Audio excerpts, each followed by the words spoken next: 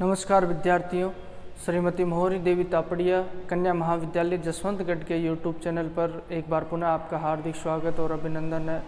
मैं प्रवक्ता चंद्र प्रकाश गुर्जर। आज की क्लास हमारी बीए द्वितीय वर्ष के छात्रों हेतु इतिहास विषय की होगी। इतिहास विषय के दौरान अगर बात की जाए तो आमेर राज्य के बारे में हम निरंतर पढ़ रहे हैं। आमेर राज्य की स्थापना और उसके पश्चात हमने आमेर के शासक भारमल के बारे में पढ़ा था।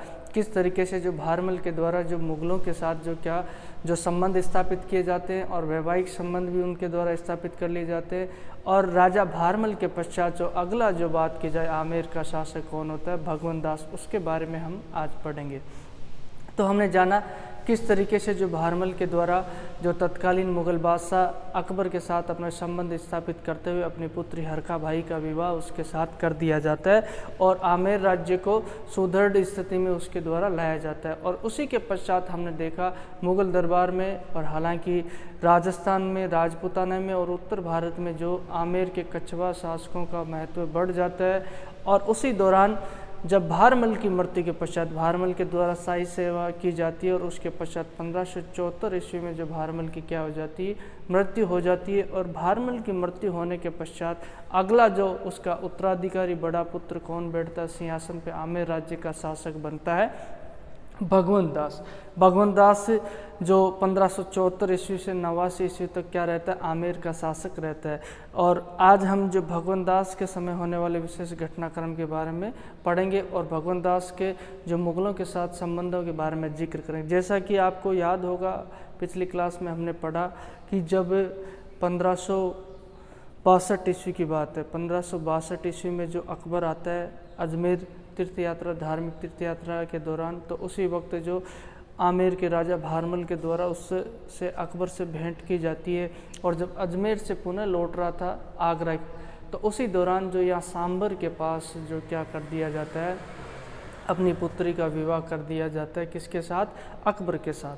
उसी दौरान आपको पता होगा कि भगवंत दास और जो मान सिंह है, ये दोनों किसके साथ? अकबर के साथ चले जाते हैं, शाही सेवा में चले जाते हैं। और वहीं से जो अकबर के साथ जो संबंधों की शुरुआत होती है, किसकी? भगवंत दास के संबंधों की शुरुआत होती है। अब उसका भगवंत दास की बहन का विवाह कर दिया जाता है अकबर के साथ। तो भगवंत दास का जो अकबर क्या लगा, जीजा बहनों ही लगा। और ये जो भगवंत दास क्या होता है, साला होता है अकबर का। तो वाकई में अपने पिता की भांति जो बात की जाए, भगवंत दास शासक बन जाता है आमेर का। ये अपने पिता की भांति जो कूटनीतिज्ञ, चतुर, बुद्धिमान व्यक्ति होता है और पराक्रमी सेना नायक भी होता है और सुयोग्य प्रशासक भी होता है। अब ये शासक बनने के पश्चात अगर बात की जाए शाही सेना में, तो ये कब से शाही सेना इसके द्वारा शुरू कर दी जाती है? उस वक्त 1562 ईस्वी से शुरू कर दी जाती है। और इसी वक्त जो इसका लड़का होता है कौन, मान सिंह भी चला जाता है 1562 ईस्वी में। मान सिंह तो महज 12 वर्ष का था उस वक्त अगर बात की जाए। तो जब ये भगवंत दास सिंहासन पर बैठता है तो इसको भी काफ़ी जो अनुभव हमें देखने को मिलता है, काफ़ी खासा अनुभव इसे होता है जो प्रशासनिक। और ये जो आमेर के शासक के रूप में 1574 ईस्वी में जो सिंहासन पर बैठता है, उसके पश्चात जो शाही सेना में कई सैन्य अभियानों में जो मुगलों की तरफ से जो कई सैन्य अभियान होते हैं, उनमें जो इसके द्वारा जो भगवंत दास के द्वारा भाग लिया जाता है। विशेषकर जो सरनाम यानी गुजरात का युद्ध होता है, जिसमें अफ़गानों के द्वारा मुगलों के विरुद्ध जो विद्रोह कर दिया जाता है, उस विद्रोह को दबाने और मुगलों की तरफ से जो अफ़गानों की तरफ अफ़गानों से युद्ध लड़ा जाता है, किसके द्वारा? भगवंत दास के। इस युद्ध में जो अपनी जान को जोखिम में डालकर भगवंत दास के द्वारा अपने सैन्य पराक्रम और शौर्य का प्रदर्शन किया जाता है, जिससे अकबर बहुत प्रसन्न होता है, अकबर काफ़ी खुश होता है। और यहीं से भगवंत दास की भी तरक्की हमें खूब देखने को मिलती है। तुम देखोगे उसके पश्चात जो अकबर के द्वारा जो मेवाड़ के विरुद्ध जितने भी सैन्य अभियान होते हैं, मेवाड़ में उस वक्त देखोगे तुम महाराणा प्रताप जो शासक होता है, तो उसके विरुद्ध होने वाले सैन्य अभियानों की जिम्मेदारी भी जो भगवंत दास को दी जाती है। और भगवंत दास अपने बिरादरी के राजपूतों के साथ भी जो युद्ध करता है। और मुग़ल दरबार की बात की जाए, मुग़लों की जो निष्ठा और ईमानदारी पूर्वक इसके द्वारा क्या की जाती है, सेवा की जाती है। तो अपने राजपूतों के विरुद्ध भी जो उसके द्वारा सैन्य अभियानों में हिस्सा लिया जाता है। और अंततः देखेंगे हम जो उसी दौरान जो बात की जाए, बड़ी ईमानदारी और निष्ठा के साथ ये मुग़लों की तरफ से लड़ता है। और अकबर इसकी सेवा से प्रसन्न होकर और इसके प्रति इसकी वफादारी से प्रसन्न होकर अकबर के द्वारा जो 1500 बात की जाए 82 ईस्वी में इसे पंजाब का सूबेदार नियुक्त कर दिया जाता है। इसे इतनी बड़ी जिम्मेदारी दी जाती है, पूरा पंजाब प्रांत इसे सौंप दिया जाता है और ये 1589 ईस्वी तक पंजाब का सूबेदार रहते हुए जो इसकी क्या हो जाती है, मृत्यु हो जाती है। 1589 ईस्वी के दौरान जो अकबर क्या करता है, जो कश्मीर और अफ़गानिस्तान की यात्रा के लिए जाता है और उसी दौरान बात की जाए तो लाहौर की सुरक्षा की जिम्मेदारी किसे सौंपी जाती है, भगवंत दास को सौंपी जाती है। भगवंत दास को ये जिम्मेदारी सौंपी जाती है। उसी दौरान जो भगवंत दास की क्या हो जाती है, मृत्यु हो जाती है। 14 नवंबर 1589 ईस्वी को क्या होती है, भगवंत दास की मृत्यु हो जाती है और भगवंत दास अपनी मृत्यु तक, बात की जाए मृत्यु पर्यंत शाही सेना में रहता है और मृत्यु तक इसके द्वारा 5000 तक का मनसब प्राप्त कर लिया जाता है। यानी कि मुग़ल दरबार में इसकी प्रतिष्ठा में और बढ़ोतरी हमें देखने को मिलती है। तो इसके द्वारा जो अकबर को खूब शाही सेना में रहते हुए अकबर इससे काफ़ी प्रसन्न था और इसके संबंधों में बात की जाए अच्छे संबंध थे।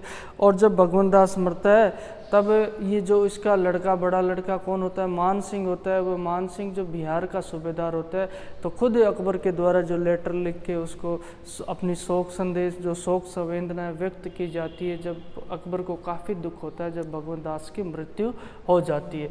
अब भगवंत दास की मृत्यु होने के पश्चात अगला शासक कौन बनेगा आमेर का, उसका ज्येष्ठ पुत्र कौन, मान सिंह। और इसी मान सिंह की बात की जाए, मान सिंह के बारे में हम विशेष रूप से पढ़ेंगे, बात की जाए विस्तृत रूप से मान सिंह और उसके पश्चात होने वाले शासक मिर्ज़ा जय सिंह के बारे में हम विस्तृत रूप से पढ़ेंगे। इन दोनों के इर्द गिर्द जो हमें जो आमेर राज्य का बात की जाए इतिहास देखने को मिलता है। मूलतः तुम देखोगे मान सिंह और राजा जय सिंह के समय। अब इसकी मृत्यु हो जाती है, किसकी, भगवंत दास की मृत्यु हो जाती है। भगवंत दास की मृत्यु होने के पश्चात जो मुग़ल शासक अकबर के द्वारा जो आमेर का शासक किसे नियुक्त किया जाता है, इसके ज्येष्ठ पुत्र मान सिंह को किया जाता है। और मान सिंह के कुछ इतिहासकारों में इसके जो मान सिंह के नाम को लेकर, पिता को लेकर विवाद भी पैदा किया। हालांकि ज़्यादा इसमें कहा गया मान सिंह भगवान दास का लड़का था या भगवंत दास का लड़का था, इस बात को लेकर जो विवाद है, लेकिन ये विवाद कोई ज़्यादा मायने नहीं रखता, जैसा भी हो। अब जो मान सिंह को इसके द्वारा क्या, राजा की उपाधि देते हुए, अकबर के द्वारा राजा की उपाधि देते हुए जो आमेर का क्या कर दिया जाता है, शासक बना दिया जाता है। और ये जो भगवंत दास की मृत्यु के पश्चात आमेर का अगला उत्तराधिकारी, उसका ज्येष्ठ पुत्र कौन होता है, मान सिंह। मान सिंह के द्वारा 1589 ईस्वी से 1600-1400 ईस्वी तक जो आमेर के शासक के रूप में कार्य किया जाता है। अब मान सिंह को हम पढ़ेंगे विस्तृत रूप से। मान सिंह के शाही सेनावास से संबंधित जो काल है उसको अध्ययन और सुविधा की दृष्टि से 3 भागों में विभाजित किया गया है। मान सिंह को पढ़ने के लिए मतलब उसके सेवा काल को 3 भागों में विभाजित कर दिया जाता है। मान सिंह का जन्म बात की जाए 21 दिसंबर 1550 ईस्वी को होता है और इसकी मृत्यु कब होती है, 1614 ईस्वी में होती है। अब इससे पहले जो मान सिंह की बात की जाए, मान सिंह के द्वारा हालांकि शाही सेवा तो पहले ही शुरू कर दी थी। जब ये 12 वर्ष का था, तुम्हें पता 1562 ईस्वी में जब इसकी बुआ का विवाह कर दिया गया, किसके साथ, अकबर के साथ। अकबर इसके फूफा जी थे। तो 1562 ईस्वी में ये 12 वर्ष का था मात्र, तभी मुगलों की सेवा में चला गया था।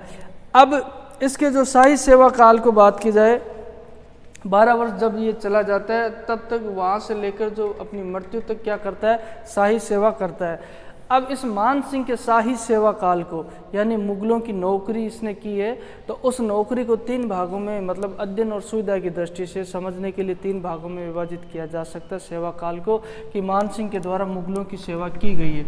यानी कि मुगलों की सेवा में ये रहे, उस काल को 3 भागों में विभाजित किया जाता है। पहला, ये 1562 ईस्वी में जब इसकी बुआ का विवाह किया तो अपने पिता के साथ चला गया था, और 1562 से 74 ईस्वी में ये भारमल के पोते के रूप में जाना जाता था। और इस रूप में इसके द्वारा जो मुगलों की सेना में जो बात की जाए कई सैन्य अभियानों में भाग लिया जाता है और अनुभव प्राप्त किया जाता है, और ये इसका शाही सेवा काल भारमल के पुत्र के रूप में जाना जाता है। अब 1574 में हम देखेंगे कि भारमल की मृत्यु हो जाती है, तो अगला शासक कौन बनता है, भगवंत दास बनता है। अब 1574 से 89 ईस्वी तक वह शासक रहता है, तो उस वक्त तक शाही सेना में जो ये रहता है, शाही सेवा इसके द्वारा जो भगवंत दास के पुत्र कुंवर मान सिंह के रूप में की जाती है।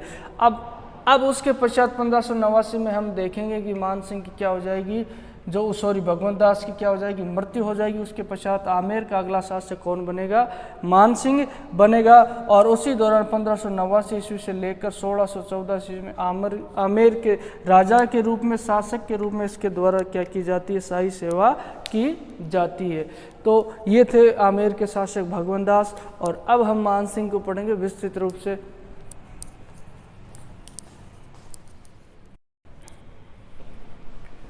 तो विद्यार्थियों, आज की क्लास में हमने बात की जाए भारमल के पश्चात होने वाले आमेर के शासक भगवंत दास के बारे में जाना। भगवंत दास जो अपने पिता की मृत्यु के पश्चात आमेर का शासक बनता है, और इसमें भी अपने पिता के भांति जो कूटनीतिज्ञ, राजनीतिज्ञ, चतुरता, बुद्धिमान है, तो पराक्रमी सेना नायक ऐसे गुण होते हैं, गुणों का समावेश हमें देखने को मिलता है। इसके द्वारा भी शाही सेवा की जाती है। और इसी दौरान जो शाही सेवा के काल के दौरान अकबर इनसे काफ़ी प्रसन्न रहता है। इनकी मृत्यु पर खुद अकबर के द्वारा इसके पुत्र मान सिंह को पत्र लिखते हुए अपनी शोक संवेदना प्रकट की जाती है, और अकबर काफ़ी दुखी होता है। अब इनकी मृत्यु होने के पश्चात, भगवंत दास की मृत्यु होने के पश्चात अगला आमेर का शासक कौन बनता है, मान सिंह बनता है। और मान सिंह कब सिंहासन पर बैठता है, 1589 ईस्वी को बैठता है, और जो 1614 ईस्वी तक क्या रहता है, यहाँ का शासक रहता है। बात की जाए तो 1614 ईस्वी तो आमेर का शासक रहता है। अब मान सिंह के समय के दौरान मुगल और आमेर राज्य के संबंधों को विस्तृत रूप से जाना जाता है। और उस वक्त तत्कालीन शासक की बात की जाए तो अकबर और जहांगीर के साथ, अकबर और उसके पश्चात अगला शासक कौन बनता है, जहांगीर, उसके साथ हम मान सिंह के संबंधों का जिक्र करेंगे विस्तृत रूप से। मान सिंह के जो इस सेवा काल को, शाही सेवा काल को 3 भागों में अध्ययन और सुविधा की दृष्टि से विभाजित किया जाता है। एक तो बात की जाए वह भारमल के पोते के रूप में जाना जाता है, 1562 ईस्वी में गया था, 1574 ईस्वी तक तो भारमल के पोते के रूप में जो मुगल दरबार में रहा। उसके पश्चात बात की जाए जब उसका पिता शासक बन जाता है, कौन, भगवंत दास, 1574 ईस्वी से 89 ईस्वी तक जो मान सिंह, कुंवर मान सिंह के रूप में, यानी भगवंत दास के पुत्र के रूप में इसके द्वारा सेवा की जाती है मुगलों की। और कई सैन्य अभियानों में जो मुगलों के यहाँ भाग लिया जाता है। उसके पश्चात खुद शासक बन जाता है कौन, मान सिंह। 1589 ईस्वी से लेकर 1614 ईस्वी तक आमेर का शासक रहता है, और एक राजा के रूप में, शासक के रूप में इसके द्वारा जो मुगलों के साथ क्या संबंध रहते हैं, किस तरीके से शाही सेवा की जाती है, इन 3 भागों में विभाजित किया जाता है। अब इनको हम कल की क्लास में बात की जाए, अगली क्लास में इन जो संबंधों को विस्तृत रूप से पढ़ेंगे। और बात की जाए आमेर राज्य के संबंधों में, हम जो मान सिंह और उसके पश्चात राजा जय सिंह है, सवाई जय सिंह, उसके संबंधों की विस्तृत रूप से चर्चा करेंगे। तो बोलिए, यहाँ तक आपको कोई चीज़ समझ में नहीं आई हो, किसी तरह की समस्या हो, शंका हो, तो आप निसंकोच पूछ सकते हो, और अपने शैक्षणिक व्हाट्सएप ग्रुप प्लेटफॉर्म के माध्यम से अपनी बात मुझ तक पहुँचा सकते हो। किसी तरह की जो राय या सुझाव वह भी आपकी आमंत्रित है। तो आज की क्लास के लिए बस इतना ही। सभी विद्यार्थियों का एक बार पुनः बहुत बहुत धन्यवाद।